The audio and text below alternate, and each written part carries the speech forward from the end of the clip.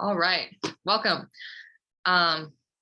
This video will be my presentation for the TTU URC, the Undergraduate Research Conference, which I will be presenting at tomorrow morning, actually, very early tomorrow morning. I think my time frame is within like 9 and 10:30 a.m. So very early start, but it'll be my second year presenting at the URC at Tech. It's always a lot of fun. I really enjoyed myself last year, even though it was online.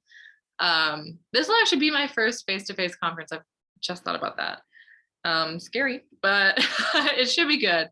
Even though looking at my cohort, I believe I'm the only humanities presenter. I suppose it's not a huge surprise. It was very much the same last year. Conferences in general are quite friendly to the STEM field and not so much the humanities. So no real surprise. And even though I'm not related in the STEM field myself, I do actually enjoy listening to the STEM presentations for the most part. You lose me at cell division and all that, but I like the agricultural aspect, which tech students have a lot of interest in. So it'll be a good time. I'm looking forward to it. But my purpose in making this video is not just to present my planned presentation for tomorrow morning, but to present it in a more comfortable manner, because we only have 8 minutes. We only have 8 minutes to present the work that we've been doing, for the most part, I would say for the most of us, over the past year. Not very much time at all. It's quite constrained. And already you might see that this upload is going to be much more informal than my previous uploads, just because this is kind of a practice for tomorrow morning. But I do want to share this in a more comfortable pace, so I can express the ideas that I have written here in a manner that is more easily understandable, because unfortunately my presentation tomorrow morning is going to be quite rapid, very much I'm hoping that what I've managed to cram into the 8 minutes will suffice, but that of course will be followed by a 2-minute Q&A. Not much time at all. I don't know. I'm assuming that we have more research presentations to fit in tomorrow, because it is a mandatory requirement of being a part of the research course at Tech, I'll say. All the same, I wanted to make this video to present my research in a more comfortable manner, but also because the Q&A tomorrow is only 2 minutes, and I do want to elaborate towards the end of this. Once I finish the presentation, I'll go into a couple points that, if I'm not asked about tomorrow, and they will be points that I expect my audience to ask me to elaborate on, because they are core components of my research, not just the presentation. So at the end of this, I will go into the Q&A section. As that's not available, I will just be rambling. All the same, but that's my purpose in making this video. I just want to get my ideas out there in an understandable manner, and of course to share them on a broader scale. YouTube, of course, anyone can stumble onto an upload of mine. With that being said, I should just get into it, because I will ramble forever. Let's see, share screen. Here it is. My current research is titled Perversion to Power, a Machiavellian analysis of political supremacy. I'll just gonna jump into it. Of course, that's the title, and I am Graciela. Introducing Machiavelli. The heart of my research, Niccolò Machiavelli is a 16th century Italian philosopher and political theorist, renowned for creating the field of modern political science. A true Renaissance man, he established a new political thought that differed from the ancients and was inspired by the then tumultuous Italian states. Much of his writing is concentrated on the welfare and rule of a healthy republic, as well as the mastery of the art of war. At its core, Machiavelli's work is concerned with the mechanisms of power that sustains or deteriorates a nation state. Two of his works are central to mine. His book, The Prince, is a handbook originally addressed to Cesare Borgia, in which he details the art of achieving and maintaining power, how a prince must align himself with his people's desires. In his second work, The Florentine Histories, Machiavelli details the history of Florence from its origin to the death of Lorenzo Medici in 1492. In it, Machiavelli offers his definition for the decay of democracy, understanding that corruption accelerates said decay. He proposes a structural understanding of corruption, which puts the burden of good government on institutions, laws, and procedures rather than an individual. These are the two books I have worked from to build my research. One might question how the work of a 16th century political philosopher could prove practical or of interest in today's political sphere. But I think of Machiavelli's work as being antique. Old, yes, but of extremely high value and quality. And I'm not the only one. Over the centuries since the publication of his work, Machiavelli has been read, digested, emulated, and practiced throughout various political spheres across the world. His doctrine, though focused on political realms and actors that no longer exist, remains potent to this day because of the unconfined potential his conceptions of political power and ability carry to the present. Such is the attraction to Machiavelli's ideas, which by nature often attract the unsavory characters of politics, namely populist authoritarian leaders. The fortune of Machiavelli lies in the spread of his ideas by these populist authoritarians, who I may abbreviate to PAs for brevity. PAs, unlike many other interpreters of Machiavelli, do not diminish or dismiss his populism. The populist element of his work, the element that emphasizes the importance of the people to the health of a republic, are often ignored in his scholastic reading, either dismissed or thought ironic in some circles. But Machiavelli wrote that a prince should rely on his people, not the elite, that the people's affection is what's needed to support a prince's power, that one should act in accordance with behavior that their people desire to see in their leader, and that one should never trust the elite class more than they do the people, and so on.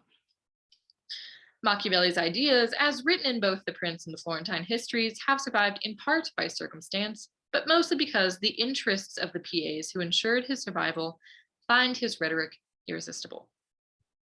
It is the perversion of power, the assurance of the people's love and affection, and the total political supremacy found in Machiavelli's politics that has established itself in contemporary PA regimes.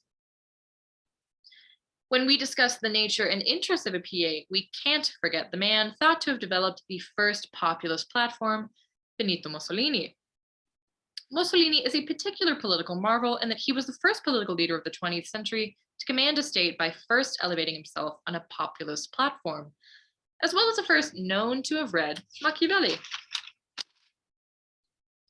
He even wrote and published an essay which he titled Preludio al Machiavelli, where he wrote of and analyzed the prince. But what was so Machiavellian about Mussolini? Was he a prince? Did he decay democracy in accordance with Machiavelli's definition? He wasn't the picture-perfect illustration of either, but he was in many ways Machiavellian. Mussolini was very aware of the Italian people's sentiments. He was able to reckon the political forces of the time with the social relations of the nation's people, preying upon the two to generate a totalitarian hegemonic order. The effective combination of the two spheres allowed Mussolini to not just force his fascist regime on the broader Italian society, but to garner the consent of the majority to command it. His will was executed by the people because it was their will too. As for the decay of democracy, for Machiavelli, republican liberty was the result of good laws. He defined a corrupt state as one in which laws and ordinances are adopted and pursued not for the public good, not for the common glory of the state, but for the convenience or advantage of a few individuals. Mussolini increased his personal authority over fascism in 1922 by establishing the Fascist Grand Council, which controlled policy and appointments. Mussolini handpicked members of the council and thus controlled fascism. Mussolini put himself into positions of prime minister, minister of the interior, and minister of foreign affairs. In these positions, he was able to instruct the police to ignore fascist violence, introduce press censorship, and ban all meetings of opposition political parties. An especially important finding from my research is that a great number of contemporary PAs have been either directly or indirectly influenced by Machiavelli's writings. Mussolini, known to have read Machiavelli, was directly influenced. Others like Hitler and Stalin too. But there are many leaders who haven't read Machiavelli, but have read and heard of Mussolini, Hitler, and Stalin. They have indirectly continued the centuries-old political chain that Machiavelli started. Misfortune spurs the PA platform. wars, economic disasters, loss of power, despair. These are the essential prerequisites that populists need to build their popular support. From the early years of the 20th century, fascism and PAs emerged from desolation. Attraction to them was found in their promise of deliverance. There are many figures who have preyed on unfortunate circumstances. There was Mussolini, but also Berlusconi and his Forza Italia, Erdogan and his glorification of the Ottoman Empire, Bolsonaro's law and order approach to democracy, and Vladimir Putin, who pioneered authoritarian leader worship. More poignant now than before is the mention of Putin's regime. Putin rose to power on a populist platform, using crude language and powerful symbols to generate a common patriotism that could be associated with his leadership. He posited himself early on as the champion of the people and opponent to the establishment. His current autocracy, fueled by the repression of his people, contempt for domestic and foreign democracy, an economy robbed by oligarchs, and a political system simply named Putinism, is anything but as was promised. Machiavellian, perhaps in the common imagination. This is why we study Machiavelli. He offers the tricks of the trade, the political foundation for what we see today. Today's global politics are characterized by the rise of populism and increasing support for far-right nationalist groups. Machiavelli's ideas on political power and ability have proven almost prophetic in the ways in which we see them played out now. Now more than ever, we see the decay of democracy by the hands of PA influence, even on home soil. The quieter assaults that build to outward decay, the state laws proposed, such as those of Missouri, making it unlawful to help a Missouri resident get an abortion outside the state. Texas, where Abbott proposes that parents offering gender-affirming care to trans children should be prosecuted for abuse. Florida passed a bill March 9th this year that would create a special elections police force meant to monitor elections at the bidding of Governor DeSantis. The key to democracy is an informed electorate. I believe Machiavelli is the school of political thought to educate and inform. His understanding of the manipulation of power and political strategy has informed the populist authoritarian order. His advocacy for the people and their power, not the elite class or the powerful few, is the key to democracy. Thank you. So that is my presentation for tomorrow morning. I hope you enjoy it. It is somewhat different to my previous work. Of course, I'm still looking to Machiavelli. He's going to be the core of my research for quite a good while.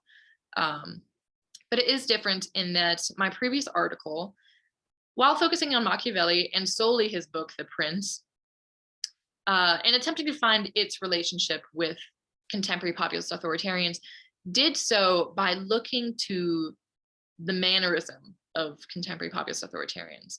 And I did this in a very linear manner. I moved from Machiavelli's ideas in The Prince to Mussolini and then on to Trump. But in my analyzing these three figures and finding their relationship with each other, I looked to their posture, their mannerisms, their rhetoric. With my research now, and of course, I'm hoping you might have caught on to it in my presentation, I'm looking to the more specialized, more specific matter of the institutional, systematic ways that Machiavelli fits in with contemporary populist authoritarian regimes. My current research is, of course, going to look to Mussolini. He's still very central. So I'm keeping with Machiavelli and keeping with Mussolini.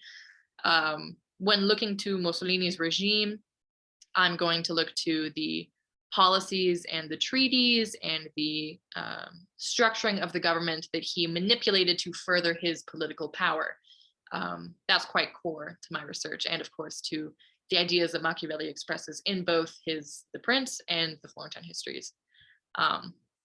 In sum, if you really wanted to put it that way, I spend my time analyzing fascism. That is pretty much the absolute essence of my research. Machiavellian fascism in the contemporary and the populist flair that comes along with it. which is surprisingly enjoyable. I do like my I do like my time spent on the topic, but it is troubling. I do make mention of it, of course, and I end my speech on the contemporary, on the absolute current political moment with the states and the institutions and the policies going into populist authoritarian politics in America. And that's because of the noted trend of populist authoritarian regimes and far-right nationalist parties, specifically in European Parliament. If you wanted to look into it, Spain, Italy, and Germany, but specifically Italy at this current moment, I believe last time I looked into it, that Mussolini's great-granddaughter is actually, she was both running and elected into a some position in government, but she rode in on a populist fascist platform mirroring her great-grandfather's. And this is the trouble. This is why I'm such an advocate for the reading and understanding of Machiavelli, because in my research, I do take care to clarify this relationship the contemporary has with the 16th century political theories of Machiavelli. There is a connection. He is the father of modern political scientists for more reasons than one. And this relationship with the present, I think, is perhaps one of the most pressing. So there lies my advocacy for Machiavelli. If anyone in the Q&A were to ask me why Machiavelli, that would be my response. There is another thing that I'm kind of banking on someone to ask me to elaborate on in the 2 minutes, and that is my mention of Machiavelli's structural understanding of the corruption and decay of democracy. And I did mention in my introduction that he was different from the ancients in his politics. And by ancients, of course, I mean the ancient Greek philosophers such as Aristotle and Plato, who I did read. I read their definitions for their Decay of Democracy and how they saw it. And Machiavelli is different in that he posits the decay as being caused by an institutionalized corruption. Most of the ancients did work on the ideas that the decay for democracy was to fall upon either the liberal citizens and their free will, their ability to participate in democracy with almost no consequence, which Machiavelli does play on when he mentions his decay. There are 3 elements to Machiavelli's decay, or his definition, I should say. Those elements are the matter, form, and method, which could be translated to the laws, procedures, and citizens of a republic. When it comes to the citizens, he blames their part in the decay of democracy on their ability to move within democracy with free will. And he doesn't blame the citizens per se for this. Primarily, it is the institutions and procedures, the corruption of these in the government first, and unfortunately, the citizens taking in this bastardization of their government and their sway under the political leaders who inform them of the current political moment. So in that way, his definition is structural. It's different in that it doesn't blame any individual, which in my research, I will take care to clarify because, of course, I mentioned all of these great political figures, Mussolini, Hitler, and Stalin. Those are the 3 that I'm looking to analyze in my research now. If the paper gets too long, I will solely focus on Mussolini, which I'm sure will probably end up being the case. But all the same, when I mention these select political figures, I don't mean to draw attention to them as the catalyst for the decay of democracy. I mean to focus on how they have incited the institutionalized corruption that then collapses democracy.